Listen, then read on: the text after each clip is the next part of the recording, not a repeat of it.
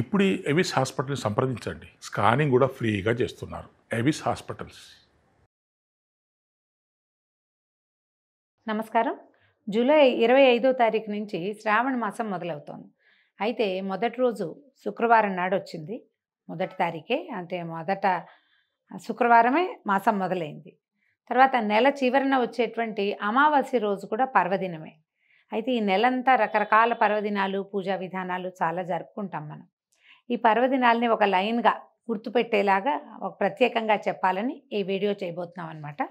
మొదటి రోజు మనకి 25వ తారీఖు శ్రావణ శుక్రవారం పాడ్యం నాడు వరలక్ష్మి వ్రతం 8వ తారీఖు, అంటే తర్వాత వచ్చే వారాల్లో చేసుకోలేని వాళ్ళు ఎవరైనా ఉంటే ఈ రోజును కూడా శుక్రవారం అంత విధానంగా చెప్పబడకపోయినా కూడా అవకాశం లేని వాళ్ళు చేసుకోవచ్చు. లేకపోతే సాధారణ లక్ష్మీ పూజ చేసుకోవచ్చు మొదటి శుక్రవారం.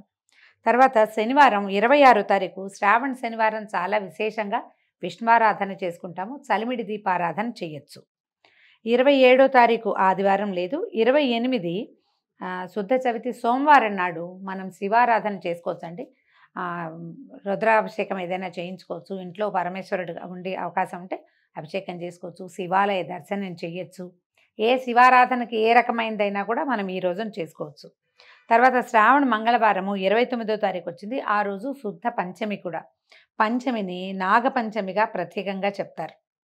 ఎవరెవరికి ఈ పంచమి చేసే విధానం అలవాటు ఉంటుందో వాళ్ళు ఈ రోజున సుబ్రహ్మణ్య ఆరాధన చేసుకోవచ్చు. ఎక్కడైనా దేవాలయాల్లో జంట సర్పాల ప్రతిమలు కనిపిస్తాయి, నాగ ప్రతిష్టలు జరుగుతాయి.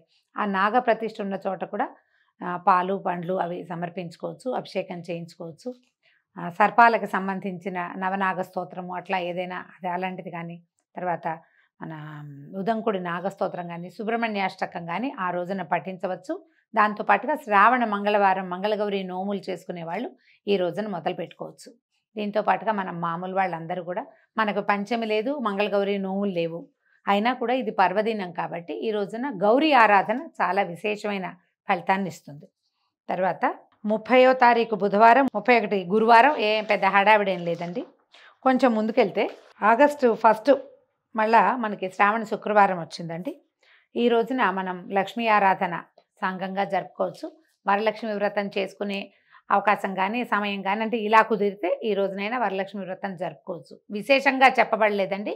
అవసరం ఉండి ఇంకా వేరే దారి లేనప్పుడు ఈ రోజున చేసుకోవచ్చు. లేకపోతే లక్ష్మీ ఆరాధన విశేషంగా మంచిది. శనివారం నాడు మళ్ళీ శ్రావణ శనివారం వచ్చింది. ఆ రోజున మనము 2వ తారీఖు విష్ణువారాధన చేసుకోవచ్చు, చలిమిడి దీపారాధన చేయొచ్చు, విష్ణువాలయ సందర్శనం చేయొచ్చు, విష్ణు సహస్రనామ పారాయణ కూడా విశేషంగా చేసుకోవచ్చు.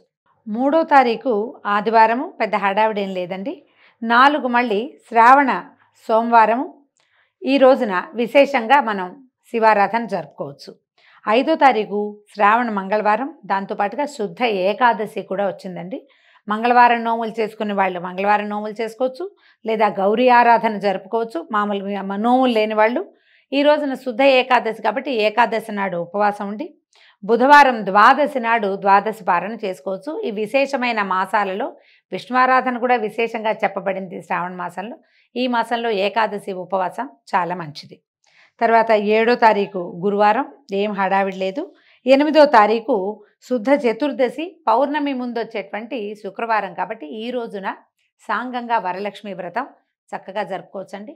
ఉదయకాలం వరలక్ష్మి వ్రతం చేసుకుని సాయంకాలం లోపల వాయనాదులు అమ్మవారికి నివేదన చేసిన అన్ని రకాల పదార్థాలని మనం వాయన రూపంలో, ప్రసాద రూపంలో పంచిపెట్టుకోవచ్చు. విశేషంగా శనగలు, చలిమిడి, రవికల బట్టలు, కొబ్బరికాయలు, పువ్వులు, పళ్ళు, గాజులు ఇలాంటివి ఏవైనా సరే మనం తాంబూలంగా ముత్తైదువులకు సమర్పిస్తే మంచి ఫలితం లభిస్తుంది. వరలక్ష్మి వ్రతం జరుపుకుందాం. తర్వాత 9వ తారీఖు శనివారం, శ్రావణ శనివారం విష్ణువారాధనకి మంచిది. దాంతోపాటుగా ఈ రోజున పౌర్ణమి కూడా వచ్చింది కాబట్టి పౌర్ణమిని జంధ్యాల పౌర్ణమి అంటాం, రాఖీ పౌర్ణమిగా చెప్పబడుతుంది. ఈ రోజున జంధ్యాల ఉపనయనం అయిన వాళ్ళు, తర్వాత జంధ్యాల యజ్ఞోపవీతం ధరించే వారంతా తమ తమ యజ్ఞోపవీతాలని మార్చుకుంటారు. ఈ ఉత్తరాయణ పుణ్యకాలంలో ఈ సంవత్సరంలో ఉపనయనం అయిన వటువులందరికీ ఉపాకర్మ, శ్రావణ ఉపాకర్మ అని ప్రత్యేకంగా చెప్తారు. ఈ ఉపాకర్మ విధానాన్ని జరుపుకోవచ్చు. ఈ రోజున హయగ్రీవ జయంతి కాబట్టి హయగ్రీవోత్పత్తి అని చెప్తారు. హయగ్రీవోత్పత్తి కాబట్టి మనం ఏదైనా చదువుకి సంబంధించిన ప్రయత్నం ఏదైనా ఉంటే ఈ రోజున చేసుకుంటే మంచి ఫలితం లభిస్తుంది. తర్వాత 10వ తారీఖు బహుళపాడ్యం వచ్చింది. ఈరోజు హడావిడి ఏం లేదండి. 11వ తారీఖు మళ్ళీ సోమవారం, శ్రావణ సోమవారం, విధిగా శివారాధన చేసుకోవచ్చు. మంగళవారం, శ్రావణ మంగళవారము. ఈ రోజున ఇంకొక విశేషం ఏంటంటే మంగళవారము బహుళ తదియ 10 గంటలకే వెళ్ళిపోతుంది.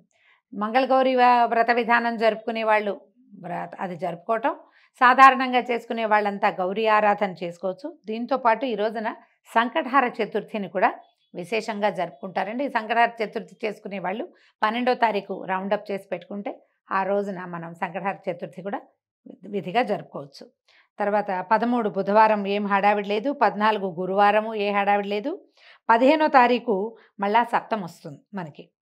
ఈ సప్తమి 15వ తారీఖు సప్తమి, తర్వాత ఆ రోజు శుక్రవారం కాబట్టి దీన్ని ఎన్నోదిగా చెప్పుకోవాలి మనం? 4వ శుక్రవారంగా చెప్పుకుంటాము. ముందు వారాలలో లక్ష్మీ ఆరాధన కుదరకపోయినా లేదా ముందు వారం వరలక్ష్మి వ్రతం మనం చేసుకోలేకపోయినా ఈ రోజున వరలక్ష్మి వ్రతాన్ని కూడా జరుపుకోవచ్చు. తర్వాత 16వ తారీఖు అష్టమి నాడు మళ్ళీ శ్రావణ శనివారం విశేషమైన విష్ణువారాధన. తర్వాత ఏదైనా పానకం, చల్లమిడి, వడపప్పు లాంటివి విష్ణువుకి నివేదన చేసుకోవచ్చు. మేము ఇళ్లలో ఉన్న పద్ధతులను బట్టి, లేదా చేయదలుచుకుంటే విష్ణువారాధన చేయొచ్చు, చలిమిడి దీపారాధన కూడా చేసుకోవచ్చు. దేవాలయ సందర్శనం కూడా చాలా మంచిదే. 17వ తారీఖు ఆదివారము, ఆ రోజు హడావిడేం లేదు. 18వ తారీఖు సోమవారం నాడు మళ్ళీ విశేషంగా శివారాధన, దేవాలయ సందర్శనం కానీ, రుద్రాభిషేకం కానీ, ఎవరికైనా బ్రాహ్మణులకి ఏదైనా దానం ఇవ్వదలుచుకుంటే బియ్యము, కందిపప్పు లాంటివి కూడా దానం చేసుకోవచ్చు. దానికి కూడా ఇది చాలా మంచిది. ఇప్పుడు మళ్ళీ 19వ తారీఖు శ్రావణ మంగళవారం అయింది. మంగళవారపు నోములు, మంగళగౌరి ఆరాధనతో పాటు ఆ రోజున ఏకాదశి పుణ్యతిథి కూడా, బహుళ ఏకాదశి కూడా వచ్చింది. ఏకాదశి ఉపవాసం ఉండేవాళ్ళు ఈ రోజున ఉపవాసం ఉండొచ్చు. బుధవారం 20వ తారీఖు ద్వాదశి పారణ చేసి ఏకాదశి ఉపవాసాన్ని సమాప్తి చేసుకోవచ్చు. తర్వాత గురువారం 21, ఈ రోజున త్రయోదశి. తర్వాత శుక్రవారం 22వ తారీఖు మనకి మళ్ళీ ఆఖరి శుక్రవారం వస్తుంది. ఈ ఆఖరి శుక్రవారం రోజున మీరు విశేషంగా ఏ ఆరాధన అయినా జరుపుకోవచ్చు. అయితే ముందు మనం ఇంకొకటి చెప్పుకోవటం వదిలేసింది ఏంటంటే శ్రావణ బహుళాష్టమి. 16వ తారీఖు మనం కృష్ణాష్టమి జరుపుకుంటాము. విష్ణు పూజ ఏ రకమైనదైనా చేసుకోవచ్చు. చివరికి వచ్చేసాము ఇంకా శుక్రవారం నాడు 22వ తారీఖు ఆఖరి లక్ష్మీ పూజను కూడా జరుపుకుంటాం. 23వ తారీఖు ఆగస్టు 23 శ్రావణ బహుళ అమావాస్య. దీన్ని పోలాల అమావాస్యగా చెప్తారు. ఈ రోజున పోలాంబ వ్రతం చేసుకుంటారు. కందపిల్లకని తులసి చెట్టుతో పాటుగా పక్కన పెట్టుకుని ఆమెకి పూజ జరుపుతారు. కొంతమంది కందగౌరి నోమని చేసుకునే వాళ్ళు కూడా కనిపిస్తారు.